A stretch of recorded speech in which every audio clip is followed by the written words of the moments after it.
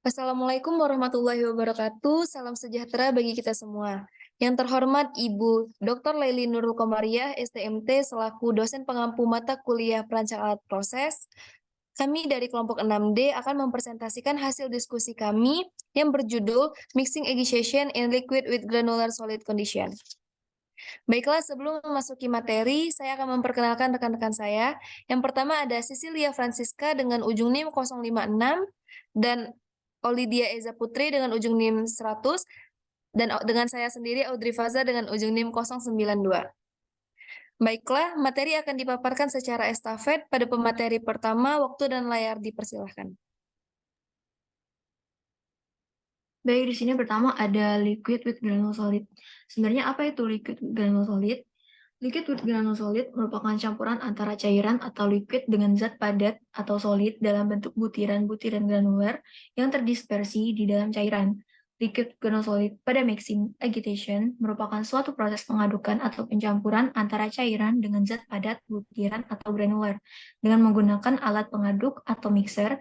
Adapun tujuannya yaitu untuk menciptakan pergerakan dan gaya yang cukup untuk mencampurkan butiran padat tersebut dengan cairan sehingga terjadi dispersi partikel yang optimal. Dalam mixing agitation, kecepatan pengadukan, kekuatan dan bentuk pengadukan, dan jenis cairan dan juga zat padat yang digunakan sangat mempengaruhi hasil dari pencampuran. Campuran liquid with granule solid yang dihasilkan dari mixing agitation umumnya memiliki sifat fisik dan kimia yang homogen dan juga stabil sehingga dapat digunakan dalam berbagai aplikasi industri, misalnya saja seperti makanan, minuman, farmasi, dan lain-lain. Selanjutnya di sini ada hidrolik.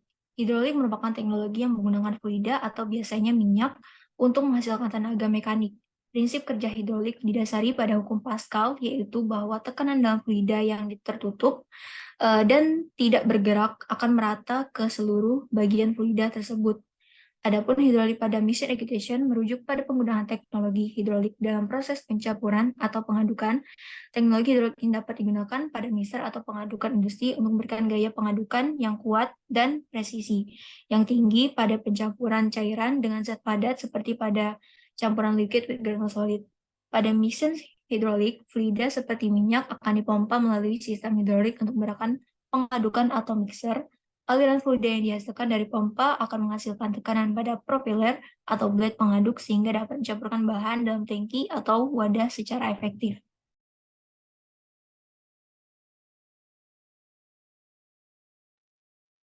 Baiklah, adapun pneumatik. Pneumatik sendiri adalah teknologi yang menggunakan udara bertekanan untuk menghasilkan tenaga mekanik. Pada mixing agitation, pneumatik merujuk dalam proses pencampuran atau pengadukan. Dapat digunakan pada mixer atau pengaduk industri untuk memberikan gaya pengaduk yang cukup dan presisi yang moderat pada campuran cairan dengan zat padat, seperti pada campuran liquid with granular solid. Pada mixer pneumatik, udara bertekanan digunakan untuk menggerakkan propeller atau blade pada pengaduk. Keuntungannya dari penggunaan teknologi pneumatik ini adalah pengoperasian yang mudah dan murah dibandingkan teknologi hidraulik, serta dapat digunakan pada lingkungan yang berbahaya atau sulit dijangkau oleh manusia. Namun, kekurangannya adalah daya dan presisi yang dihasilkan cenderung lebih rendah daripada teknologi hidraulik dan tidak cocok untuk mengaduk campuran yang memerlukan kekuatan pengadukan yang tinggi. Adapun contoh gambar dari hidraulik, di sini ada hydraulic system dan hydraulic pump. Lalu ini contoh gambar dari pneumatik, yaitu silinder piston pneumatik dan komponen-komponen sistem pneumatik. Setelah materi yang telah dijelaskan tadi, kita akan memasuki ke contoh perhitungan atau studi kasus pada materi ini. Pada kasus pertama, terdapat sebuah wall heat transfer dengan tinggi 2,5 M, Z sama dengan 2,5 M, D per T sama dengan 0,95, diameter 2,4 M, mu sama dengan 25 Pascal second, spesifik gravitinya 1,2 dan N sama dengan 16,4 rpm. Maka asumsikan sifat termal etilena glikol adalah K sama dengan 0,15 BTU per hour fit dikali F, CP sama dengan 0,64 BTU per LBM dikali F, reborn tunggal NF sama dengan 1, dan pitch sama dengan diameter impeller PT sama dengan D, dan D per PT sama dengan 1. Maka, hitunglah waktu yang dibutuhkan untuk menaikkan suhu dari 60 Fahrenheit menuju 200 Fahrenheit. Penyelesaiannya ada NRE sama dengan N dA pangkat 2 rho per mu sama dengan dalam kurung 16,4 per 60 dikali 2,5 derajat pangkat 2 dikali 1200 per 25.000. Maka hasilnya ada 76. Baiklah, untuk menghitung power yang dibutuhkan, adapun NP sama dengan 350 per NRE dikali D per PT pangkat 1,5 dikali H per D sama dikali W per D per 0,1. Maka hasil yang didapat ada 4,61. Baik, untuk penyelesaian pada kasus tersebut, kita harus mencari daya yaitu 4,61 kali 1.200 dikali 16,4 per 60 pangkat 32,4. Didapat hasilnya yaitu 12,3 horsepower. Lalu kita mencari NPR dengan rumus mu B kali CP K didapat hasilnya 2,58 dan NNU sama dengan H kali D K didapat hasilnya 337. Lalu kita mencari energi dalam sama dengan H, yaitu dapat hasilnya 6,2 BTU per hour feet kali F. Nah, selanjutnya, luas area didapatkan 211 feet kuadrat dan M sama dengan 47.520 lbm.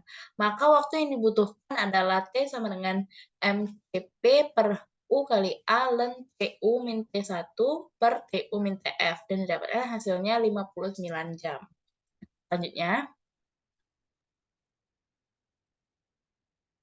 Selanjutnya kita masuk pada kasus kedua, yaitu ada sebuah bejana pengaduk dengan diameter 6 feet menggunakan turbin berdaun lurus 6 daun dengan diameter 2 feet.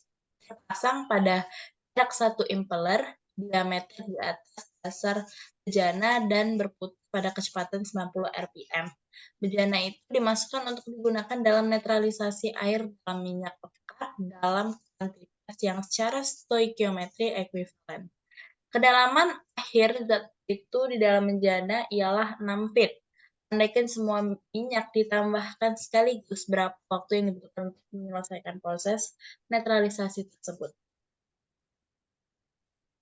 Untuk penyelesaian kasus tersebut, kita menggunakan data dari Appendix 14, yaitu rho sama dengan 62,3 lb per feet pangkat 3, dan mu sama dengan 6,6 kali 10 pangkat min 4 lb per feet kali second.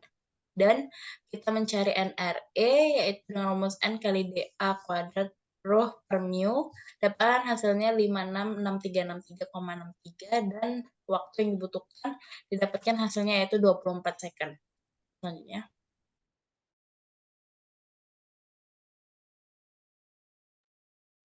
Baiklah, sekian pemaparan materi dari kami. Maaf jika ada kesalahan kata yang disengaja maupun tidak. Maka saya akhiri presentasi kami pada hari ini. Wassalamualaikum warahmatullahi wabarakatuh.